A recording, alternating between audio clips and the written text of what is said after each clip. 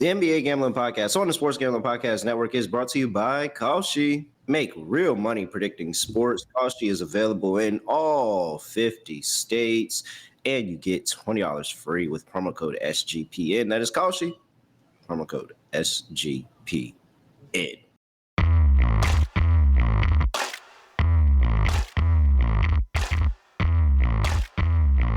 Yes, sir.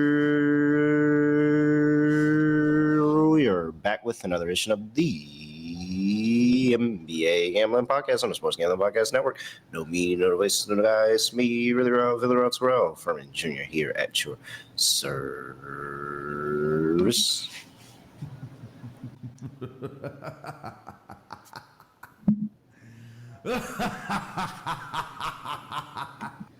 Oh, whoa. That's what happens when you hit a plus 550 to start the week off. You come back with a stinker, big stinker on the following day. Where is my stuff? There we go. How about if you sweep it out? What's the point? I can't do anything right. You'll do fine.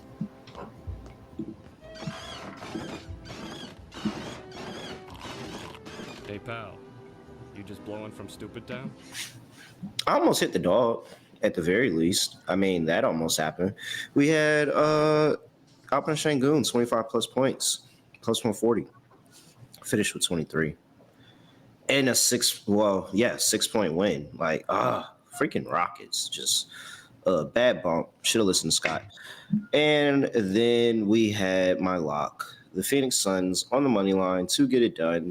They were getting destroyed when the game started. And then they battled all the way back and made it competitive all the way to the end. But they were winning for a bit in the fourth quarter. Then the Miami Heat happened.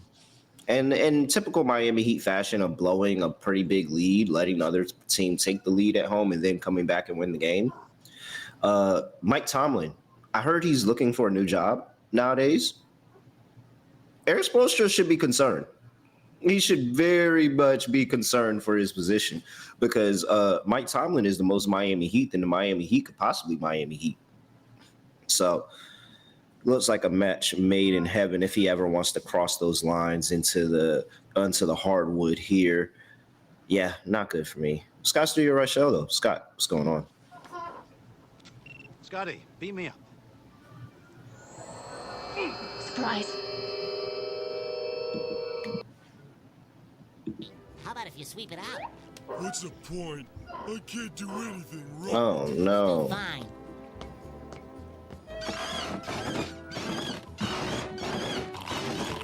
Hey, pal. You just blowing from stupid town? Yeah, the two plays were not very good. For the lock, I had the Hawks, assuming that Luka and short LeBron were not going to play. They both played, and they're both really good. Atlanta completely no-showed the first half defensively. I think they gave up 81 points in the first half, so at that point, it was kind of over. They got buried, and then the Spurs hung in there for a bit and then let go of the rope in the second half. So, yeah, not a very good episode for me. It is what it is, but, yeah, we move. I mean, nothing else to really add. Just two plays that didn't work out. Yeah, definitely did not work out. Let's go ahead and look to this, look a little bit to the future, look to what we've got in a 7-game slate here. First of all, a lot of little more injury news is coming in here or there. It looks like the Memphis Grizzlies have decided to update everybody on their injury situation. So I just wanted to give everybody those updates.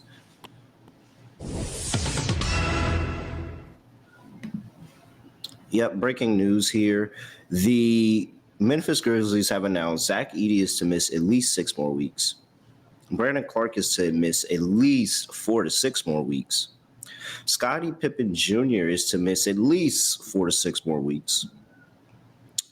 And the Miami Heat have emerged as an attracting landing spot for Ja Morant. There's some level of interest. Just to ask, with all the injury updates you just mentioned, ignoring the Morant trade rumors, scale from 1 to 10, how hot is the seat of the entire training staff? I mean, fuming, because it's been years of this. It's been years. Like, at what point are you tired of this? There are teams that literally don't deal with this.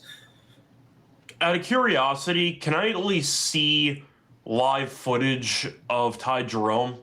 Are we sure he's still They didn't alive? even update him. That's the crazy part. They didn't even. There's no Ty Jerome mention here at all. Is he alive? Like, has anybody seen him in the last 4 months? I don't even. I'm not even sure he exists. I only remember him from memory. Maybe I don't pay attention to the Grizzlies bench when they show that part of the game. And so now that I think about it, I 100% don't look at the Grizzlies bench ever when I'm watching a game. And so, yeah, I have no idea if Ty Jerome still exists as a person. Yeah, I don't know either. So just throwing it out there. If you see Ty Jerome, let us know. I want to make sure he's okay. What happens if I search his name? You'll probably get photos of him in Cleveland. Probably. Okay, so there has just been a Ty Jerome sighting today. It's at the Global Game. Literally, that's the first. Is the first tweet when I searched his name is Ty Jerome is alive, and it's a video of the Grizzlies practice, and you see Ty Jerome at the practice. Okay, So, I'm sure he's not playing in the practice, but at least he's alive. let me see. I'm looking through the video trying to see if I see him playing. Yeah, there he goes right there. No, he's playing. Oh, he's playing. Okay. I mean, you're supposed to come back already, so we'll see what happens, but they're going to need him. So there you go. So it says that on the 6th, what is today? Today's the 14th. That he is within the initial 6 to 9 week return to play timeline right now. Okay. That means he should be back in a bit. Yeah, because that was a week ago. Yeah. All right. Okay, so somebody else tweeted. I have not confirmed any of this. This is just speculation. But it says we are currently in the 9th week of Ty Jerome's 6 to 9 week return date. And it's also the week of the Europe trip. So okay. The fact that he traveled is a good sign. I'm glad other people are calling out how Grizzlies PR updated everybody but Ty Jerome. Yeah. Like, even if he's gonna return soon, like, you could at least said, yeah, we expect to see, like, you gave an update on everybody but him. But I would just, if I'm Grizzlies fans, I would be sick with this team. Yeah, so would I. I feel like most Grizzly fans that are not located in Memphis are really Ja Morant fans, so they're about to be Miami Heat fans very soon. I said the Miami Heat probably are going to be the ones to get him. I literally just said that. We were. What do you think? What do you think the package is? You think it's just going to be Davion Mitchell and? It has to be Davion. You gotta get Davion Mitchell back. And I think the Miami Heat are fine moving on from Davion Mitchell. Even though some of it's going to be salary based, right? I mean, what's the big salary that you're giving up if you're Miami? Who's the big? Is it we just keep packaging Wiggins along and just keep moving Wiggins along? I mean, I don't think it would be Hero, but it could be in theory. But that sounds like a very big return for Memphis because Ja's no trade value at this point. Memphis is probably attaching a pick. And this Heat team doesn't care about playing defense. So, yeah. I know I get the fit for Ja in Miami. I just question what the package would look like because of the rumored trade value or lack thereof of Ja. That's the part that I think is a little bit interesting. You still have to balance the salaries out. So we'll see how that goes. But Miami, of course, is right now the favorite. What's the NBA trade machine? I haven't used this in a long time.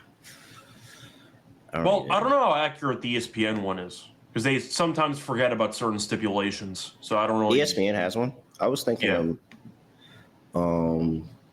what's the company that does all the contracts? I forgot. Is it Outtrack or whatever it's called? There's like one of those that has it. Spot Rack. That's what I was thinking. That was close. Yeah, that's the one I was thinking of off the dome. Let me see. We don't have much time, but I'm gonna play around with this for a second. I just want to see who else has a big contract that I'm just not thinking of. I'm just trying to think of who Miami would realistically trade in a Ja trade. And Jesus Christ, Terry Rozier was getting $26 million this year. See, that could in theory be the move. If the Grizzlies just purely wanted to potentially salary dump, maybe it's Rozier, but I don't actually know if that's going to happen or not. I also don't know if the league's going to give any type of reprieve to the Heat or towards whichever team trades for that Rozier contract. So we'll see what happens, but Rozier is making a lot of money. So I guess that could be used in that type of deal, but I just question if the Grizzlies are going to get anything back in return or if it's purely a salary dump. And I'm under the belief it's a salary dump because you're looking at a spot where Ja, according to reports, really has no value because teams recognize the lack of accountability and the fact that he's injured all the time. And it does seem like Ja might be basically getting out of Memphis with them attaching a pick because that's how low the value actually is. But, I mean, Wiggins makes sense. He's making 28, but different position. Rozier's on a 1 year, so I don't know if that would actually work. Of course, you're not going to trade Norman Powell because Powell's too good. So I guess it has to be Wiggins, unless you want to part ways with Hero. But who would you rather have, John Morant or Tyler Hero? They both play about the same amount of games. I probably rather have Ja, but I think it's actually closer than I would care to admit. Well, you can't trade Ja for Hero straight up. That doesn't work. So, look, we'll mess around with it and we'll try to figure something out. But the point I'm sure this is literally what Pat Riley is doing in his office right now as we speak, trying to figure out what's the package that we could send. More than likely, they're probably going to need a third team. But it seemed, but I feel like Miami is. I don't know if you want John Morant in Miami. Fun joke, by the way, ESPN not even allowing you to include Davion Mitchell in a trade because they literally gave him an extension this offseason. So you can't even trade Mitchell for him. I was just about to say Davion Mitchell has a trade restriction. Yeah, I was just about to add that. No, but it ends on the 15th. You can trade him after the 15th. And so I think that's the issue, is that literally tomorrow. So pause this conversation. Let's do this again tomorrow. Let's do this again tomorrow. All right. Before we get to the games actually being played today, first, new year, new gear. Make sure you get over there to the Sports Gambling Podcast merch store and tap in for a bunch of new items that we have for the new year. And you can get 10% off everything in our merch store if you use that promo code 2026. That is 2026. You can go in there and get anything you want, 10% off in the merch store. Go lock in. Also, want to make sure I talk to you about AVO. AVO, the best sports betting tool that helps you make a profit every time you place a bet. They do this by spotting arbitrage and plus EV opportunities, give you an opportunity to get in on one side, get on the other side, and lock in a profit for the bet. So many people love this form of betting, and they have made it easy to do it. They have the cleanest dashboard. They have a super easy system that's just easy to use, easy to understand. Go in there, make the pick, sign up. If you're unsure, they have a Discord at AVO Official, AVO Official. You can see the success other people are having. And so get started today at avo.bet, avo.bet for $18 off. Promo code SGPN. That is promo code SGPN for avo.bet. Get $18 off. We're also brought to you by Kalshi. Real money prediction market, legal in all 50 states. You can trade tons of markets, including NFL, college football, college basketball, NHL, NBA. You do all of that. You do entertainment, politics, weather, everything, all available for you over there at Kalshi. Just go over there, look around, play around, see what you can do. It takes nothing for you to do that. Plus, you actually can get $20 when you use that promo code SGPN. That is Kalshi, Kalshi, promo code SGPN. Get $20 for new customers. That is Kalshi, promo code SGPN. Oh, well, looky here. More breaking news. Meanwhile, speaking of John Morant, and I mean, this makes sense because Davion Mitchell is available for trade tomorrow, but John Morant is out for the game tomorrow with a calf injury. They just said that. So I guess that little practice clip that I saw didn't go well. All right. 7 games on the slate here, Scott. 7 p.m. on the East Coast. We got Toronto Raptors on the road. Going to play the Indiana Pacers. Pacers catching 2.5 at home. Pacers have won 3 straight games. Shout out to them for that plus 190 hit on Monday against Boston at home. Toronto, like I said, laying 2.5 on the road here. 224 is the total. I think your sound broke. It literally just cut off on me. All right. Well, you're back. So all right. Thank you. Sorry for the delay. I guess they didn't want me to tell you the injury report. Injury report. Momo, questionable. RJ Barrett's out. Jacoby Walter and Jakob Poeltl are out too for the Toronto Raptors. I see quickly is not questionable. So what is that? Is that Colin Murray Boyles is the starting center and pretty much all of the center minutes? Yeah, pretty much. Yeah. Wow. Okay. And then we've got Ben Mathurin out, Isaiah Jackson out, Obi Toppin out. We know those last two for a while. So matchup on the inside, J-Hub versus Colin Moore Boyles in this one. I was so mad. Why was I not on J-Hub versus the Celtics? Like, I gotta respect J-Hub's game. Didn't even consider him. Start your centers against the Celtics. He went crazy last game. Yeah, 20 points. Didn't even. I think he hit like, was it 4 threes? Yeah, it was 4 of 7. Yeah, dude. I'm on Indiana in this game. Oh, look at him coming over to the dark side. I mean, I think I have to. They won 3 in a row. Toronto might be missing a bunch of people in this game. I know Ingram and Barnes are not listed, so at least they will have at least 2 of their star players. But, I mean, quickly, still the point guard, and you're looking at no Barrett. The center depth's a problem. Yeah, I think it's a decent matchup for Indiana.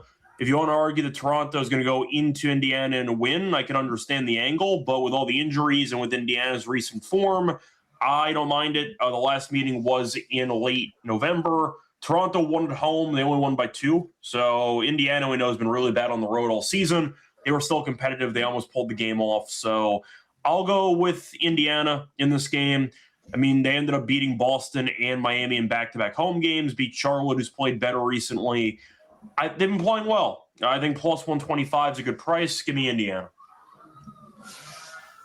Okay. I think. Okay, so here's my issue now, is that I thought that they had an advantage, and they clearly very much did, as they got the win against the Boston Celtics on the inside, and that was going to carry them. I should have put more money on I should have put any amount of money on J-Huff. I don't know if that's going to be the same thing here, even with the outs, just because I'm very, very high on Colin Murray Boyles at this point. Mm-hmm. I think he's way more better of a defender than we're giving him credit for. And I think the Draymond Green comparisons are disingenuous, even though Draymond was a very, very good defender. I'm not saying it like that, but I think it's disingenuous of you're just like making a quick comparison, but like the kid knows how to stay in front of everybody. Like he just knows how to defend. Like he's really, really good at on the defensive side of basketball. And I mean, if he picks it up on the offensive side, he's going to be one of those players that we're talking about for a minute. But in that way, I'm not really too concerned. Maybe the size of J-Hub gives us some issue, but I'm sure he can stay in front of him. He could actually be very, very pesky with his hands and probably swipe the ball away from him and Pascal Siakam a couple of times. I don't think it's going to be as easy. I like the Toronto Raptors defense, especially when they get on the road. They start to lean on that defense a lot. They slow the pace down, play really, really good defense, limit possessions. What is this? On the road, they are dead last in pace in the last 30 games. In the last 5 games on the road. Dead last in pace, top 10 in basically any defensive metric you want to look at here. Points per game, all of that, points off turnover, all of that. So I'm going to be on Toronto. It was fun. 3-game win streak was cool. This is their first 3-game win streak of the entire season. something to very much be happy about. They got the couple wins at home, but now I think it's over. I think Toronto comes in here and does what Toronto does, plays a very uninspiring game until probably the last few minutes, and then you look up and next thing you know, they have a win. And it probably wasn't pretty, but they normally get there. So I like Toronto here, laying 2.5. I'm on the opposite side of you, Scott. Well, I agree about the not pretty part, though. I like the under in the game. I see it being a pretty low-scoring matchup. Yep, both of these two teams offensively have been horrible in the last 5 games, and defense, well, not as bad for the Pacers, but 26th in the NBA, 28th in the NBA for the Raptors points per game. But defensively, they both have been on, and the pace, the Raptors slow the pace down on the road. They're not letting teams just run up and down on them. So I like it too. Under 223.5. By the way, totals 9 and 13 to the total for the Pacers at home, 7 and 12 for the total for the Raptors on the road. Yeah, I really do like that under, Scott. Yep. All right. What's next here? We've got still 7 p.m. The Cleveland Cavaliers on the road going to play the Philadelphia 76ers. 76ers laying 1.5 points at home here. 2 is the total. Injury report. Wade out. Max Strus. Thank you for those that said out because you knew Max Strus was out. Joel Embiid probable. Paul George probable. VJ Edgecombe probable as well. The last time we saw Cleveland, they got buried at home by Utah. And we know Cleveland's been alternating wins and losses for about a week straight. Cleveland's not very good. We've talked about this for months. Philly has played better, and the fact is Embiid's healthy and he looks pretty good. So if Embiid's supposed to play, and Paul George, who I don't even know if Sixers fans like, but at least he gives them some depth on the wings. We know Maxi's still very good, and we know the Cavs backcourt can't defend. Doesn't this feel very short to you? Because I think 1.5 for Philly at home feels like a pretty cheap number. And I'm going to take it. I think that Cleveland is a team that's obviously better at home than on the road, but they're still not very good. They can't defend. I'm out on Cleveland. I think that this team has serious problems, and I think Philly right now is playing better than we thought they would preseason. Right now it's working. Good enough for me. I'll go for Philly. Paul George can ruin this. Yeah. I think everybody understands, because I understand a lot of our audience doesn't watch a lot of the games. And at this point in the NFL season, we're probably getting a lot of our NFL viewers joining us for the first time. Paul George looks horrible with a basketball in his hands right now. For the record, he's shooting 41% from the floor this season. There's not many games that Paul George actually looks good. Yeah. And I think that it's crazy that he's literally this Philly team could actually be relevant if you just took Paul George out, put Jared McCain in.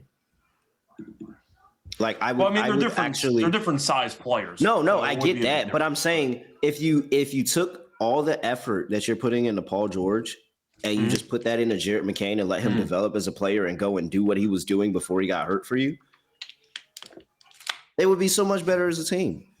With that being said, Cleveland is untrustworthy. Untrustworthy. If you are putting money on Cleveland right now, you probably don't got any more money to put on them, to be honest. They can't guard anybody. 13 and 28 against the spread. Yeah, they can't guard anybody. Feels like every other team walks into 120. 4 and 6 in their last 10 games. Yeah.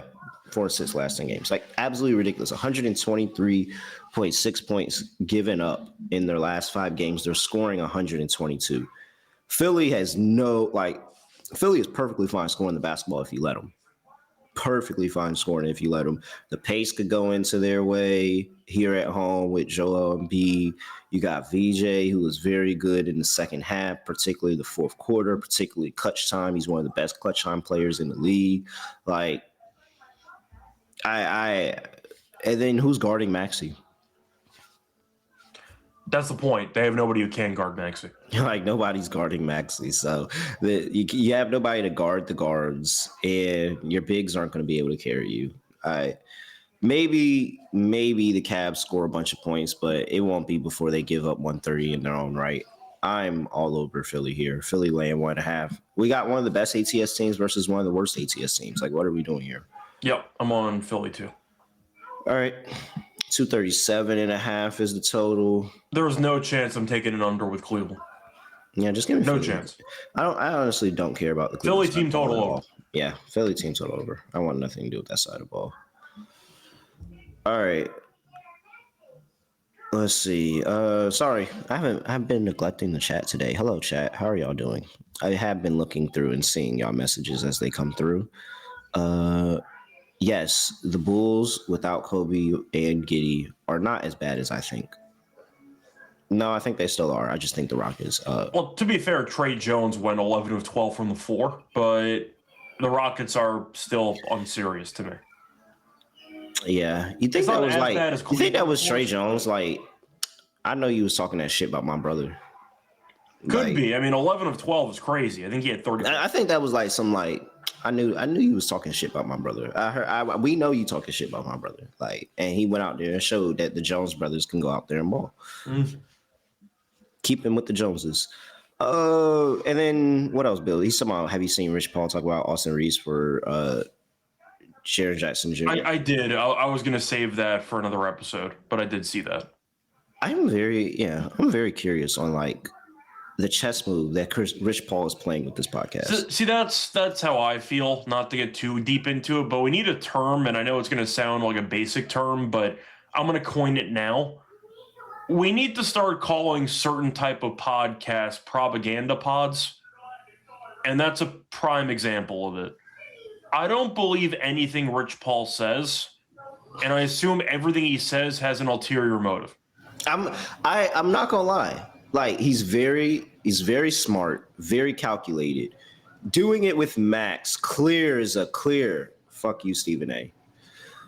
And I'm just curious if, like, because it only takes one trade from this podcast that is speculated to actually happen, and I'm like, oh, it worked.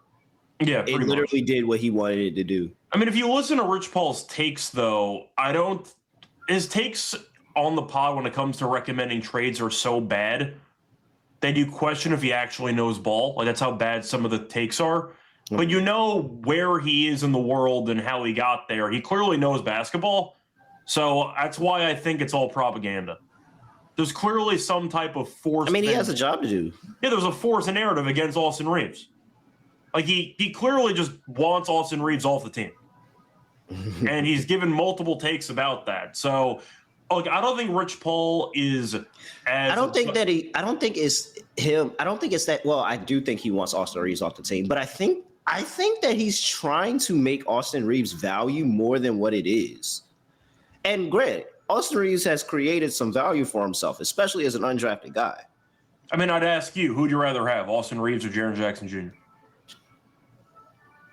Ignoring team fit and ignoring team issues. Ignoring team fit and team issues. Yeah, I'll take Reeves. At this point, Reeves has gotten to a point where I can now give him the respect of, yeah, you're one of these guys. But I do think team fit matters a lot. Like, I don't think you could just throw Austin Reeves on the Charlotte Hornets. Correct. But I also don't think Jaren Jackson Jr. moves an immediate needle on the Lakers. So what's the point? I think at the end of the day, Rich Paul's takes have been controversial and people have roasted him for his lack of ball knowledge. I disagree. I just think he's trying to play chess. Yeah, I literally think it's a chess move, but it's like, what's the move? Like, what is the end outcome of this? Is it to get somebody to the Lakers, or is it for clutch? That's where I think I want to know. See, I had to look up if Jaren Jackson Jr. was a clutch client last night just to see if there was an angle there. He's actually not, which surprised me. I thought he was going to be a clutch guy. But, I mean, you have LeBron's best friend and, power manager just trying to manipulate some stuff. So I'm not really surprised. I'm curious. I haven't watched that podcast show, by goes the on. way. I only see clips on the internet. Yeah, I only see clips too. So at the very, I also have not watched the show. Maybe I need to watch an episode. Maybe, but maybe it's just me. I have no interest in listening to Max Kellerman and Rich Paul talk about basketball. I'm just not really interested. I like Max. I like Max too, but I'm not really interested in hearing an agent talk or the head of an agency talk about the Lakers and actual NBA players. I think I only get tired of listening to Rich Paul talk for too much because he reminds me of Austin Rivers when he speaks. And Austin Rivers has a way of talking that just makes him sound like the biggest fucking douchebag in the world. That was just a shot from you to take at Austin Rivers because he does actually remind me of Austin Rivers a little bit. But like that's fine. That's really it. It's just the monotoneness and just how they talk. I feel the way about Doc Rivers. Guy throws everybody under the bus except himself. Yeah, man. He did it last night when they got killed with a antless What Minnesota team. What did you say last night? He was blaming everybody. I mean, it's a classic Doc move. He doesn't take any responsibility for being just a really, I'd say, average. I'll never forgive Doc for getting the other guy fired. I mean, I got Griffin. Yeah, I 100% believe Doc got him fired. They brought him in to evaluate the head coach and how the head coach is doing, and then 2 weeks later, the head coach is fired, and he's the head coach. See, the problem is I'm trying to find the quotes from Doc Rivers last night, except every time I look him up, I only see his quotes about what happened in Minnesota on Twitter. Like, it just doesn't go to the game last night, so I actually don't know exactly what he said, but he threw a bunch of people under the bus in classic Doc fashion, and there you go. I mean, the team stinks, but I think we all know Doc has a ring, but NBA fans have woken up to the fact that Doc is really not that good of a head coach. Yeah. Brooklyn, your Brooklyn Nets on the road, going to play the New Orleans Pelicans. Pelicans are catching 1.5 at home. 228.5 is the total. Oh, I remember what he said. Sorry. He said that the schedule has been really tough for Milwaukee, and they tried to get this game moved against Minnesota. Wait, what? He said something along those lines. He tried to get the game moved? Yeah, like they tried and it didn't work out. So it was a schedule loss, basically. You're down 30 at home with no Ant. Okay, sure. All right. Like, it was something along those lines. So, yeah, I think Doc Rivers is an absolute clown. First of all, the Knicks were playing every 2 days for like a month. Yeah, it's just that the Knicks had a horrible schedule, and you don't hear us complaining about it. It was something along those lines, but he basically blamed the schedule. Boo. I'm okay if you lose, but don't get run out of your own building and then blame it on the schedule. Your team didn't show up. All right, back over to Brooklyn and New Orleans. This is surely a toilet bowl game. We have a combined record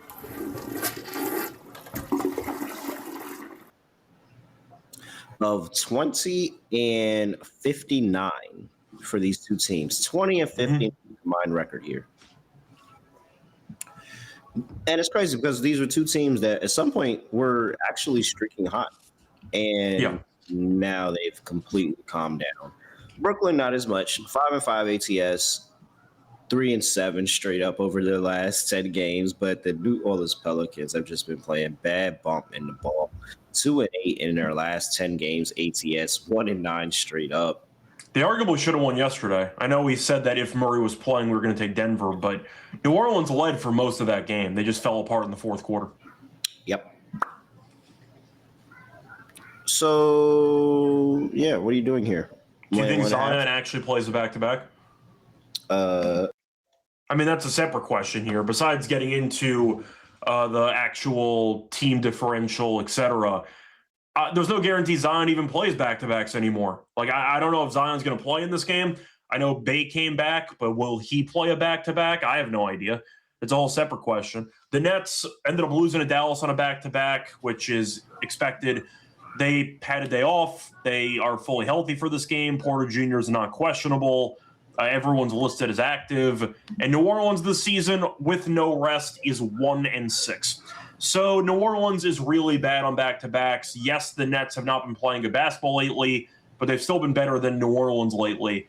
and you factor in the injury report, the uncertainty surrounding Zion, and the 1-6 outright record on the money line, straight up on back-to-backs, I am not interested. I'll go for the Nets, -1.5. Yeah. I think that's what it's gonna be for me. On the net side of things. Hopefully Michael Porter Jr. has a really smooth game here. Pelicans haven't been able to defend at all whatsoever. I mean, Claxton could have a big game here. Actually, we need to look into some Claxton stuff for underdog later. I mean, that's what happened yesterday. Is you figure, okay, well, Murray's questionable, so he's clearly banged up. We got a shot. And then Murray plays, he drops 35, and you give up 20-something points to Peyton Watson. I mean, you gave up 60-plus points to Jamal Murray and Peyton Watson. Like, this team can't guard anybody. Yeah. Even freaking Tim Hardaway Jr. came off the bench and had 18 for him. But we called that.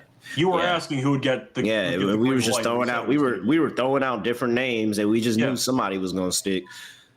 Yeah. Oh my God, it's horrible. All right, I'm on Brooklyn. I know you're supposed to take the points in the toilet bowl game, but New Orleans has been pretty bad recently, man. I can't get behind it. All right. New Orleans can still win this game, but they've been really bad on back-to-backs, so that's good enough for me. The 228.5 is total. I'll go under. I know New Orleans can't guard anybody, but the Nets can't really score. Yeah, and the Nets defense is not as bad as people want to give it credit for. Like Jordy's, it was the number one defense in the league in December. Yeah, Jordy's figuring out, and I trust them to have a pretty solid. Like they can muster up a good defensive game. I don't know if the Pelicans can muster up a good defensive game, but I mean nobody else in Brooklyn is scoring besides probably Michael Porter Jr., Claxton, and bench Cam Thomas for 20 minutes, maybe. It's not pretty, but this team plays hard, so defensively they're fine. Yeah, shout out to them. All right. Before we get to the next game of the slate, got to talk to the people about Underdog Fantasy. Your place to play fantasy pick'em where you can win up to 5,000 times your entry. Underdogs bringing the playoff magic to the playoffs all playoff long for the NFL. Make sure you go see what boosts they may have for you in that. Underdogs also got a brand new offer for new customers. Play just $5. Get $75 in bonus funds when you use that promo code NBA SGPN. Is that for real? No way, Renzo. 4 seats are not going for 144 to the Bullets. I believe that. Who wants? No way. No way. WNBA courtside seats don't even go that short. No way. However, I will admit I have gone to a game in Smoothie King Arena on my birthday to see LeBron play 1 year. I think it was 2019. And is it a nice arena? No. Okay. I think it's cool. I think it's like your basic. It's your basic NBA arena. I did not have as much fun as I typically have at a Mystics game. I did not have that much fun. I definitely have more fun at a Mystics game. But they care about the fan experience, like in the arena. Like this was also when AD was on the team and wasn't playing, and like I'm pretty sure this was the year that he had That's All Folks. Like bad bump for New Orleans during that time. Maybe they're better. Somebody go and tell me. All right, Rhythm. Hey, really good in the NFL playoffs. Last season, they were 9-4 on rush props, 2-0 on interception props, and 21-13 on rush attempt props. So go check out what they got going on for the NFL playoffs right now. Super easy to sign up, and you can run predictions off of the house models or make your own models. Just like that. If you want to go premium, go use that promo code SGPN25. When you download the Rhythm app, get 25% off your first month. Download Rhythm and use promo code SGPN25. All right. Let's see here. Next up, Utah coming off of that win outright against the Cleveland Cavaliers on the road, going to play the Chicago Bulls. Bulls are laying 3.5. 241.5 is the total injury report. And we have here for the Utah Jazz, it's just got Kevin Love up here. I see Laurie questionable with an illness. Yeah, he was downgraded to questionable earlier. I did see that. Thank you. And then nothing to submit for Chicago because they played yesterday. Well, the update is that Kobe White missed yesterday. He's supposed to be back today. Okay. So potentially Kobe White here, and that's why they're laying 3.5. I mean, I'm not laying 3.5 with Chicago on a back-to-back, but if you wanted to take him at home, I'm rooting for you, but I'll go Utah. I expect Utah at some point this season to pull the plug and to force the tank. But with Laurie, without Laurie, they've been competitive, and we've seen them play pretty well recently. Keontae's been great. I'm not sure he'll make an all-star team, but if he made it, I would be happy for him. Like, he's been really good. Chicago, we saw give Houston a run for their money. Physical game, wasn't easy. Trey Jones went 11 of 12 from the floor. That's not going to happen again. I just think it's a bad spot for Chicago. And Utah right now looks like they have chemistry. They have an identity.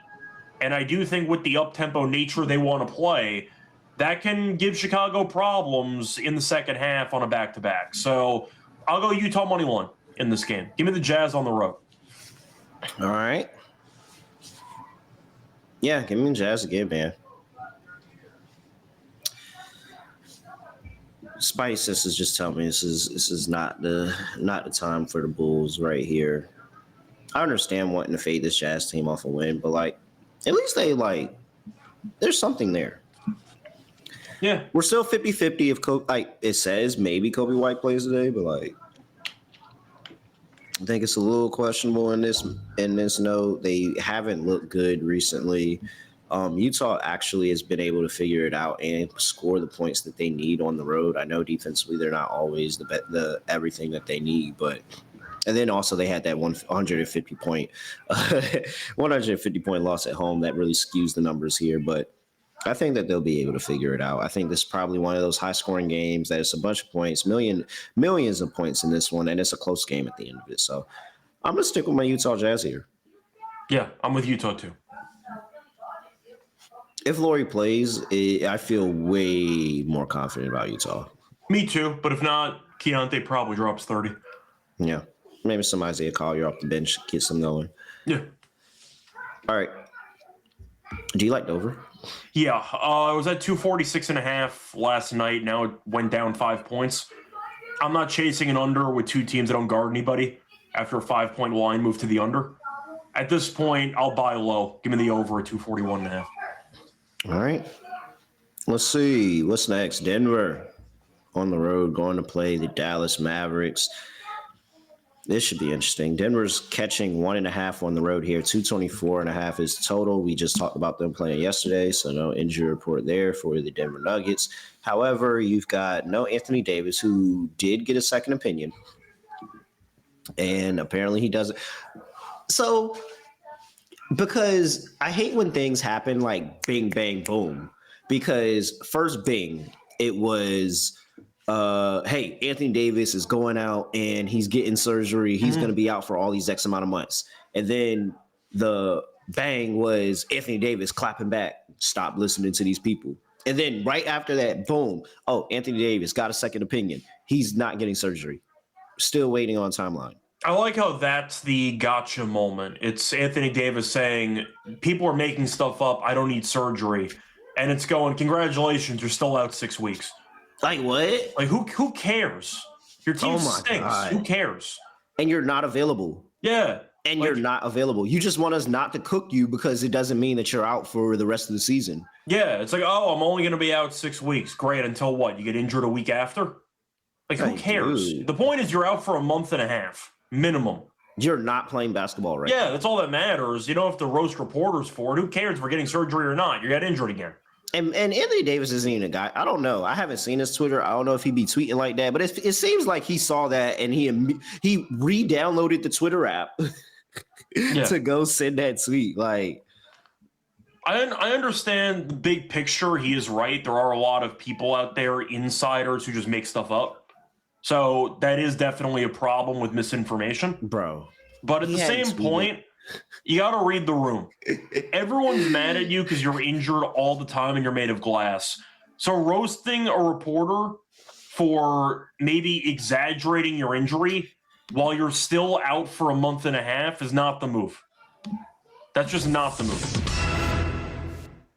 Anthony Davis hadn't tweeted before that since UFC 318.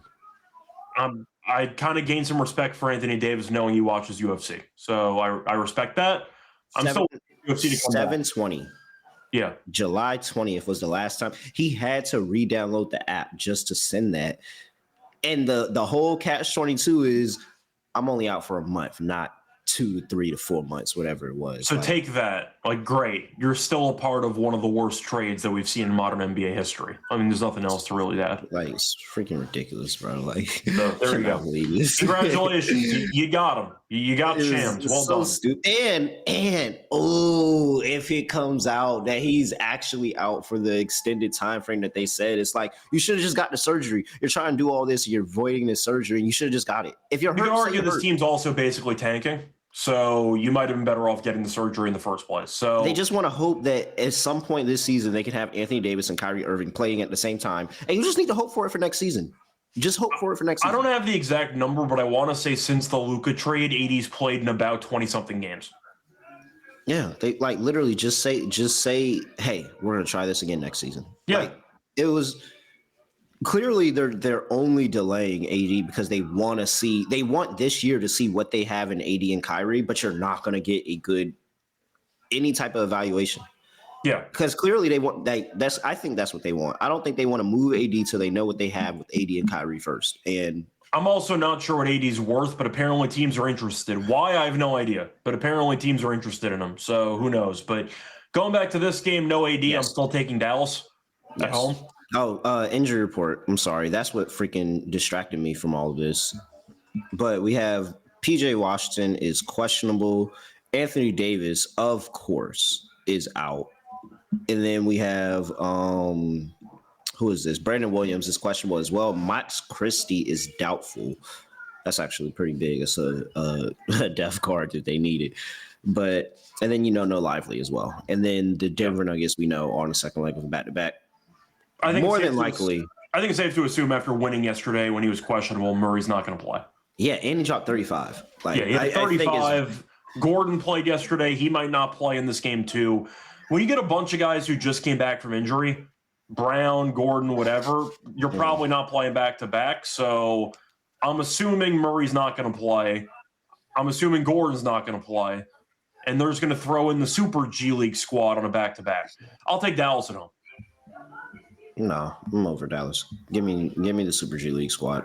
I can't be over Dallas. I won my lock with them last time. You did. Out, so I got to take them. You did. But I don't know, man. The Super G League squad be playing when they do. And at the very least, I can say is that they don't lose the effort defensively, and the offensive coaching is still there. They just got to hit the shots. Like, they get open looks because of just the offensive scheme is just great, but they got to just hit the open shots. And so, I mean, it's just too much. Shoot, it's Cooper Flagley in almost a Super G League squad, especially with a questionable PJ Washington. Yeah. I'm just waiting. I'm literally just waiting for the Najee Marshall 30-point game again. Well, they have matched up pretty well against Denver this season, even when fully healthy. So Dallas has actually had some success against Denver. Yeah. A reminder that Dallas is 2-0 against Denver this season, and that was scored with Joe 131 sack in both games. Yeah, so I don't mind the matchup here for Dallas. Denver gets revenge in an unlikely spot. I will take them plus points. All right. 224.5 is total. I have no idea. Under. I trust the G League squad to play defense. Both two G League squads are going to play defense. I'll wait for the confirmation that Murray's out and then maybe go for a Denver team total under, but I'm not going to bet anything for a total. I like Dallas. I don't really like the total. There's a chance Denver no-shows this game defensively on a back-to-back too. So yeah, I'm just going to skip the total. Yeah. All right. Let's see. Peyton Watson, most improved player. Nah, who is most improved player? He's not going to win, but I'll give him a shout. He's been really good. Is it not Dylan Brooks? I actually don't know who's favored in that market anymore. I know, of course, there was Duran, and then Duran got injured, so I actually don't know who's favored in that. I can gotta look check. into that. Yeah. All right. While you're doing that, I'm gonna remind the people that we've got the New York Knicks, my New York Knicks, on the road, going to play my nemesis, Sacramento Kings.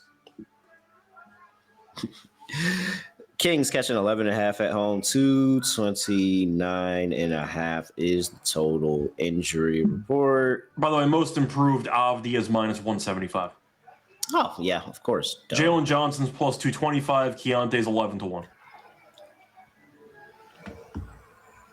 It's going to be one of those three. So it's going to be the injuries. It's going to be how long is Abdia out, and then what does he look like when he comes back? You said Jalen Johnson's after that at Jalen Johnson's at about 2-1. Okay. And then Keontae's at 11-1. I would give it to Keontae. Wow. I don't think Jalen Johnson should be there. He got injured last year. We all knew how good he was. He's actually just been playing games. We knew how good Jalen Johnson was last year. Yeah. Okay. I can see that. I'd argue Avdi, I understand why he's favored. He might make an all-star team, but I knew how good Avdi was at the back end of last year, too. So Keontae makes the most sense based on the definition of the award, but I think it's the dumbest award in all of NBA. So it might go to Avdi in the end, but I think Keontae makes sense at 11-1, but it will be one of those three guys. If Deni Avdia finishes 25, 7-7, it's his award. And an all-star, yeah. It's going to be his award. Yeah.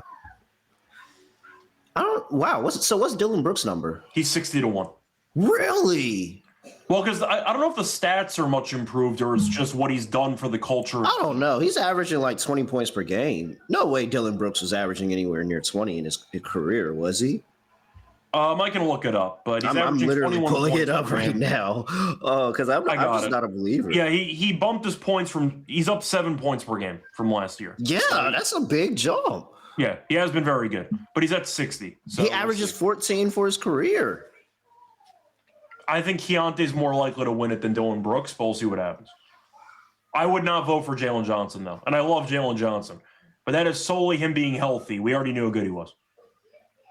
Yeah, and he was definitely projected to be a high pick, and it was like the weird stuff that was going on with freaking Duke and all of that, and why he fell. Like Brooks at 60 is a lot, but I don't think he's going to win it.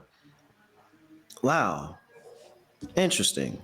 I might actually take a little stab at Dylan Brooks, but it's more of the fact that it's a voted on by the media award, and I don't think the media likes Dylan Brooks too much. Yeah, I don't know. I would love him at this point. I would love him because now you're backing up everything you said. Yeah, he's been very good. Like now you're like 20 points per game is 20 points per game. 20 points per game in the NBA is a hard thing to do. Like, I don't know. All right, let's see. What else do we have here? Oh, yeah, I was on the injury report. Landry Shamet is out, of course, for the New York Knicks. That is it. Dennis Schroeder is still suspended. Well, actually, one of the funniest suspensions this year yet. Yep. Keegan Murray is out. Sabonis is out. Kings have won 2 in a row. They have. Knicks are not very good on the road. They are not. Josh Hart's healthy. So He is. do you want to lay 10 now for the Knicks on the road? Not necessarily, but like this Kings team sucks, so I wouldn't be surprised. Like, listen to their last, even last year they were beating up on the Kings. Like, Yeah. I want to 3 say of the last 4 games they own this covered this matchup. number. Oh, I'm sorry. No, only 2 of the last 4. They won by exactly 11 in this one. I was going to look up the head-to-head. The Knicks have won 8 of the last 9 against Sacramento. So home or road, who cares? They own this team. Yeah, but it's just they got to win it by margin, and this Knicks team just plays around. Like, I mean, yeah, there's sometimes they can get up for the spot, but like,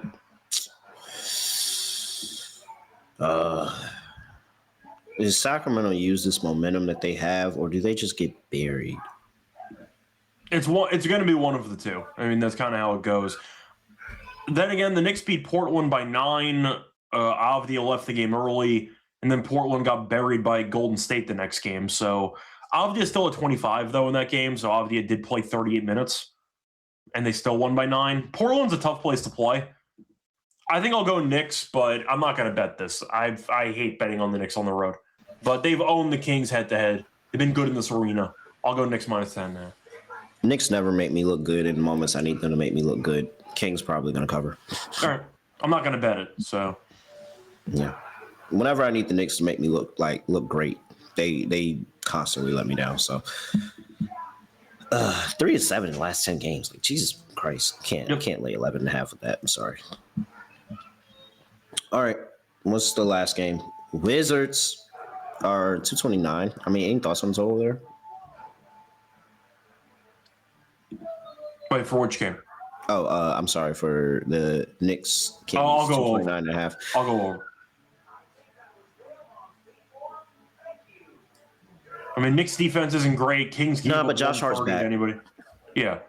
And it's the second game of Josh Hart. That's what's the Knicks could still score 130. There's a couple ways to get there. I'll go over. Kings team total under. It's Kings team total under for me. All right. We've got Washington Wizards on the road going to play the Los Angeles Clippers. Clippers laying 12.5 in this one. 225.5 is total injury report. And we have, guess what? Trae Young is out. Yeah. There are rumors he might not play a single game for them this season. Yep. I knew he wouldn't either. Why? Kawhi Leonard, questionable. Zubac, questionable. Derrick Jones Jr. Is out. I'm sorry. And Bogdanović out. We knew those two for a little minute. I mean, all right. What's the prognosis on this Wizards team now? The prognosis, they're tanking. Yeah. If you've been watching them play for the last week or two, they are definitely tanking. It's just random day. Random day we took them against Orlando. That's the last competent game that they've had. Well, I am going to point out that in that game, McCollum was still on the team. That was pre-Trae trade. Oh, and now since Trae Young has been on the team.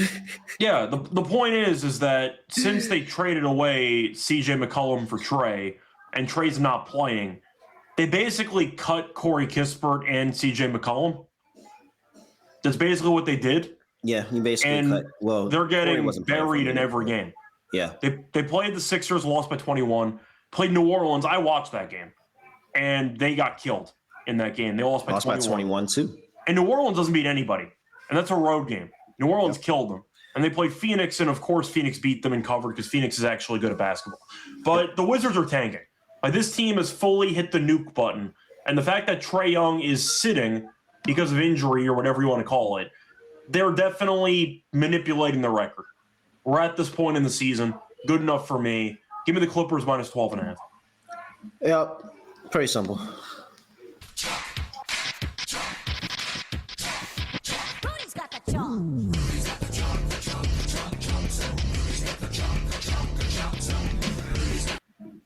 Yeah, because like 8 out of their last 10 games, the Clippers have gotten to cover.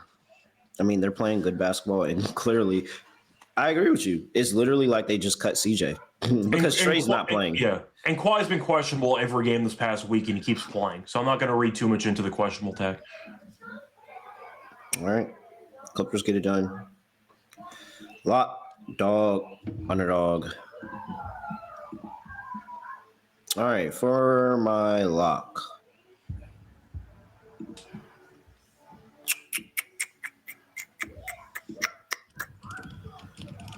I will go with a Toronto Raptors under.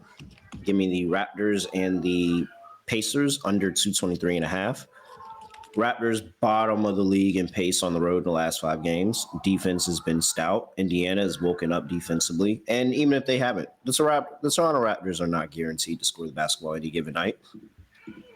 So Indiana continues to play good basketball. It just doesn't result. I don't think it results in a win, but it definitely doesn't result in a bunch of points here. So under 223.5. That's the lock. And for my dog, I don't think I want to run Utah back. So let's go with the Philadelphia 76ers. And I will take Should I lay more points with them, or should I just take more on the team total? I think I will, because Cavs will really do be dirty with the team total sometimes. Where can I, or does Philly blow them out? They might. I mean, Philly's been very good. 4.5 plus 140. I actually kind of don't like that. You know what? Let's just call my shot in a couple of games. A couple of close spreads that I feel good about. I will do a parlay. Give me the Cavs, not the Cavs. Whoa. Give me the 76ers on the money line and give me the Nets on the money line plus 230. All right. So for my lock on the show, you said you had the under, right, in that Pacers game? That's what you went with, I think? Yeah, I think you went with that. So I'm going to go with the what do I want to do here? You know what? I'll be a bit different. Clippers have actually been very good in the first quarter of this season. They're 7th in the league in first quarter point differential. The Wizards are not very good. Give me the Clippers wire to wire at minus 118. Clippers winning at the end of every quarter. Once again, not to win each quarter individually, but to have a lead at the end of each quarter. Minus 118. I'll take that as my lock for the show. Oh, really? Yeah. I think they'll come out early. Yeah, I like that. So I'll go for that. For my dog, I'll disagree with you. I'll go for an alt spread. They were good to me last game, and I think Denver might sit half their team. Give me Dallas. I'll go for the minus 5.5 at plus 150. Okay. Boom. Underdog. I mean, do you want to just run back Maxey? Yeah. Who's going to guard him? Nobody on this team. 27.5 higher. It was somebody else that we said consider them for underdog, but I can't remember who it was. Claxton. What's Claxton stuff at today? It's probably low. 13.5 points. Yeah. Yeah, them centers really be cooking Derek Queen, man. Yep. So Claxton higher 13.5 points. And Keontae? What, just his points? Yeah. Okay, 25.5. Yeah. All right, Keontae George hired 25.5 points. We've got Nick Claxton hired 13.5 points, and Tyrese Maxey hired 27.5 points. At that underdog, shake it up. You're going to get 6x $100. Get you $600 over that underdog fantasy. Make sure you use that promo code NBA SGPN. Scott, anything else for the people before we get up out of here? Not really. Fun episode. Back once again tomorrow with Alante, so I'll still be around. But yeah, can't complain. Once again, hopefully we end up sweeping. So yeah, hopefully it works out. Yep. Looking forward to it. He's at Reichel Radio. I'm at ___. Make sure you give us a follow at SGPN NBA. YouTube.com/NBA Gambling Podcast. Please like, comment, subscribe, all of that. We need it. Like the video before you get up out of here. And if you're listening on podcast, 5-star rating and review wherever you get your podcast, please. It takes 2 seconds. And with that, that's it. I have nothing else to say, nothing else to do. No other way of ending the podcast. Just going to end it like this. We are out of here. Ba ba ba ba ba ba.